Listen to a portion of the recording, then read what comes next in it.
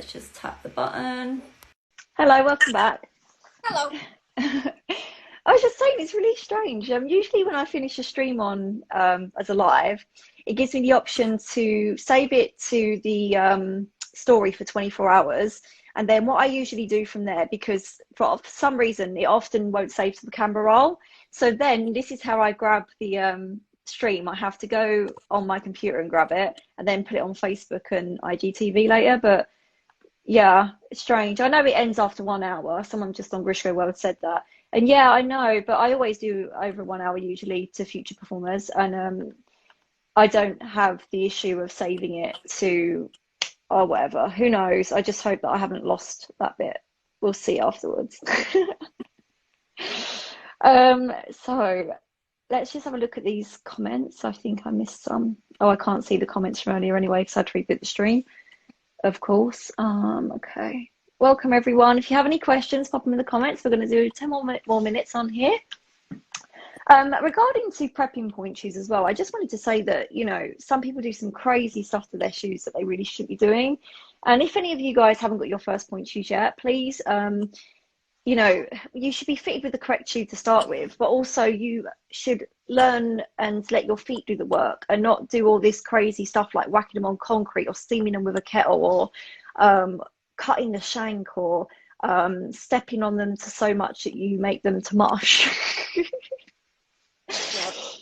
Do you get any people that say to you when they're having a first fitting, oh, how should I prepare my shoes and should I be like free-quartering the shank or whatever? Right. So first of all, we try to educate them not to, as you said at the beginning, if you're having to do that much manipulation in a shoe, that's not the right shoe. Exactly. So we catch the kids breaking it because they watch the older girls. So so we try to talk to them not to manipulate the shoe. If anybody should touch your shoe, let the teacher manipulate it. Because you have to keep in mind, I only see them at bar. I don't know what they're doing, if, you know, because some teachers center very quickly. But we ask them not to do that. And again, if you learn to talk to your student, at the kids, they'll tell you all these videos they watch, how they put them indoors, step on them, put them in the freezer. And you're like, no, don't do that. You know, so again, try to talk to them, get them to talk to you about all the bad things they're learning from the internet. So, but yeah, and you can tell if they've done something to their shoes too. Yeah, of course you can. 9 times out of 10, they've done it wrong. So. Especially the ones that break their shoes too low down. I hate that so much. It drives me mad.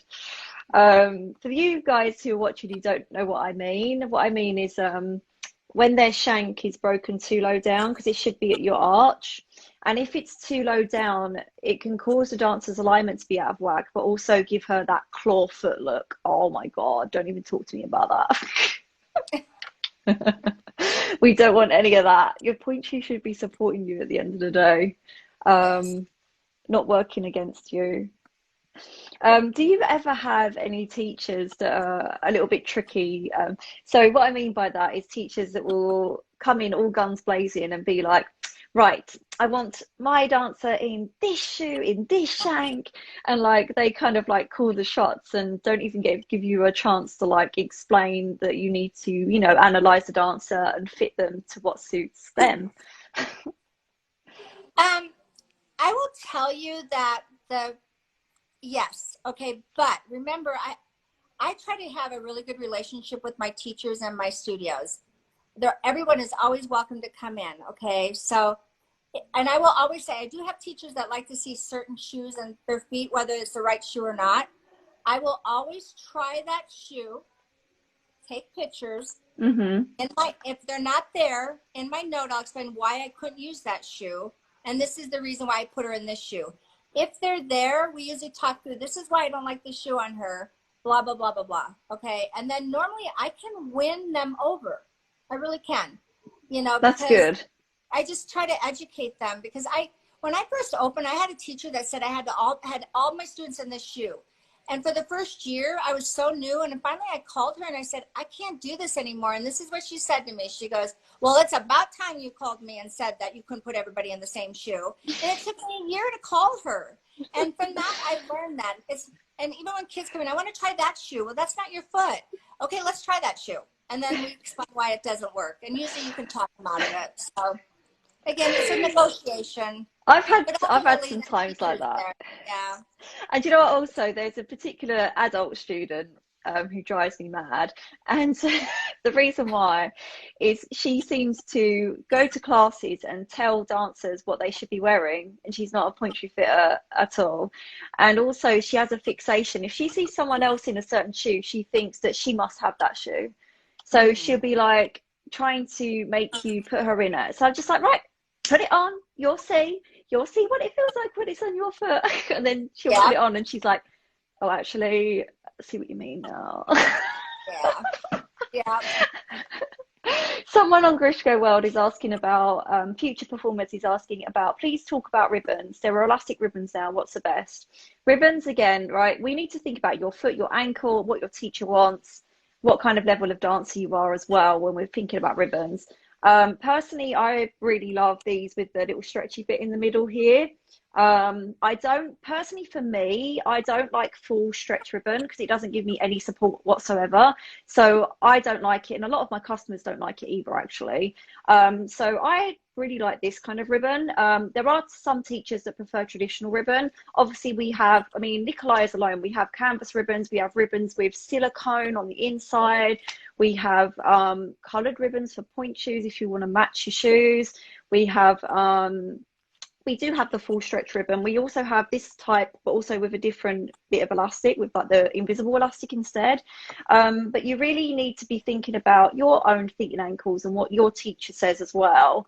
Don't just, do you know what I really hate at the moment is everyone putting those fully elastic ones on themselves and thinking that it suits everybody, because it just doesn't. Especially for younger dancers, I personally don't think they should be in the fully elastic ones. That's my personal choice on that. What do you think? What do you guys say about ribbons and elastics? Okay, I'm not a big fan of the stretchy ribbon. It doesn't allow any support. So if they've got really loose ankles. Oh God, yeah, it's like Bambi on ice. Yeah, so there's a purpose for the ribbon. I mean, it should be nice and tight and supportive. And if it's all loosey, then don't wear the ribbon. But a lot of kids are wearing the ribbon, they're looping it and then twisting it on their shoe. Oh, I hate that. I hate that so much. Right now. So kids will always ask me, because they see somebody else wearing it, can I have the stretchy ribbon? And then I'll explain to them why and why I don't think so. Sometimes I win, sometimes I lose. But I go ahead and say, okay, do you want to try this? And then usually, probably about 2 weeks later, I'll hear from them, can I get regular ribbon? Because they realize it's just, they're all over the place. So exactly. I don't like the stretch ribbon. And the Achilles, we call that ribbon that you have is Achilles ribbon. That's right. Yeah. And we use that once in a while on the Achilles if we got kids with Achilles pain. So another top tip what we should mention to viewers is about the length of ribbon. Oh my God, I get dancers come to me that have been fitted elsewhere that have too much ribbon, and they're wrapping it round and round and round. Oh my God. And their teacher hasn't said anything. Oh my God. Teachers watching, please take notice of what your students are doing. Please, like, stop it. Because I get people coming to me with Achilles problems, and it's not sometimes it's not the shoe, it's the ribbon. They've got too much ribbon, it's too tight, and they're wrecking themselves. So teachers watching, please take more notice of your kids and what they're doing. Like, you know, watch them put their shoes on, teach them how to tie their shoes correctly. I know there's some schools that are amazing with that, and they will sit the kids down and teach them every little detail, but there are some schools that don't care, and that's sad, because we teach them how to do the ribbon a tight way, but again, it's always a preference. But the big thing for me is when they too much ribbon and they knot it and they set it right back on the back. Oh my God, I know. So you gotta have enough. Not enough to fold and tuck, but not so much where you have this gigantic bulge out the side. Right, it's mad. And also another thing that can be a problem is people using elastic that's too strong or elastic that is too thick, because we want to make sure that it's not pulling you off. So let me give you an example. Mine's a bit of a mess at the minute. I have to sew my elastic on the outside of my shoe. Sorry, it looks a mess, I know, but it's because it rubs on my heel. I've got a foot like that can't handle elastic if it's inside. But I tend to use invisible on myself, because if I use anything thicker, it pulls me off point. And I have to have elastic because it keeps my heel on, it gives me security. So that's why I do that. But don't forget, guys, there are many different types of elastics and different ways to sew them. So you need to, again, work with your fitter to determine what is going to suit your foot. Don't take notice of what so-and-so is doing in your class and that they tell you you should be doing that too. I should make a video about this, actually. It'd be a good one. Let me just check the comments on this one. Any other questions? Pop them in and we'll answer you. I'm just going to scroll up on the Grishko World feed. That one's frozen. Oh, no, it hasn't. Oh, hang on. What's going on with that? Just checking it. Oh, it's working. That's good. So also, oh God, I've lost my train of thought now. Oh yeah. So you guys are on Instagram, obviously. Do you have a Facebook as well? Yes. Cool. Do you want to tell us the address if your assistant knows it? I'll let you. What is it? What is it? Dance Extreme. It's just Dance Extreme Bodywear? Dance Extreme. Sorry. That's all right. She doesn't want to come on camera. Oh, she should. Dance Extreme Bodywear. That's perfect. So go and give them a follow, you guys are watching. Follow them on Instagram as well. And don't forget, if you're local, support them. Go and get your pointe shoes there. And of course, they're going to hopefully have soon more Nikolay models for you guys to try. So, don't be afraid to reach out. As you can see, they are very thorough pointe shoe fitters. So you are going to get a great service, and you're going to also ensure that you get people who actually care about your feet rather than just giving you any old pointe shoe. And of course, you're going to get the real Nikolay pointe shoes, not the fakes, which is also crucial. I want you to know too that we not only do Colorado, but we get kids from all over the United States and different countries that come in and see us. So amazing. I'm pretty proud of that. So that's incredible. Yeah. So I'm, like I said, if you guys are ever in Colorado, come visit us. I'll be absolutely. And we only do by appointment only by appointment. So that's great. That's how it should be, I think. Yeah. Because some stores that do walk-ins, they get a lot of people end up queuing up for pointe shoes. Then people start to try and rush, and pointe shoes is a very delicate process, and it shouldn't be a 10-minute job, in my opinion. Well, if you make a mistake, it takes one mistake to ruin everything you worked so hard for. Exactly. So, absolutely. Good thing said about you, because all it takes is one person. Yes. And it can fall on you. Absolutely. So. Good advice there. Someone has actually asked a question: should you get your points refitted once you get new ones? Personally, I recommend going for a fitting every time.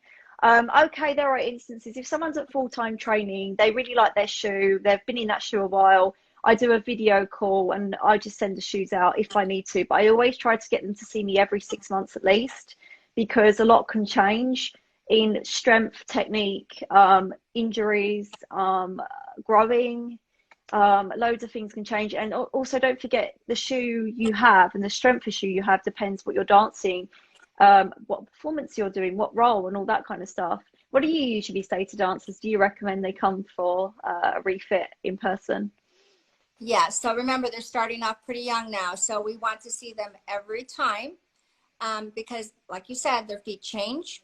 They get bigger, they get longer, they get skinnier, whatever, they change. Their strength changes. So as long as they're still growing, we need to see them. Yes. The one thing that we have learned in this quarantine time is we had to learn how to do some virtual fittings, meaning same.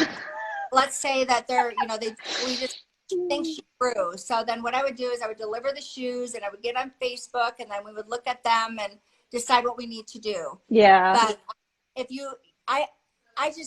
people need to get fitted because they're always changing depending on what they're doing is what kind of shoe they need. Mm-hmm. So we do promote it.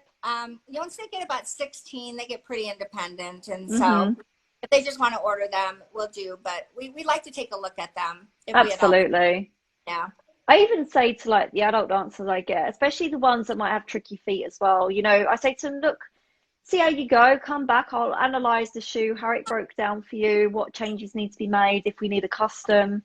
Sky's the limit. That's the other good thing. With our custom orders, we can do so much. We can even create an entire last for the dancer.